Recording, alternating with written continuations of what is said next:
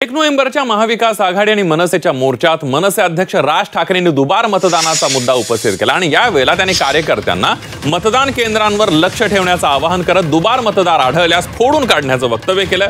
राज यांच्या या वक्तव्यावर शिवसेना आमदार संजय गायकवाड यांनी भाष्य केलं। कधी निवडणुका होतील एक तर पहिल्यांदा तुम्ही घराघरामध्ये जा, सर्वजण याद्यांवरती सगळ्यात जोरात काम करावं। चेहरे कळले पाहिजेत, एकेका यादीवरचे सगळ्यांना चेहरे कळले पाहिजेत। ती माणसं तिकडे मतदार नोंदणीचे म्हणजे आपलं मतदाराच्या ठिकाणी बसले पाहिजेत आणि त्यानंतर जर समजा तिकडे हे दुबार तिबार वाले जर आले तिथेच फोडून काढायचे।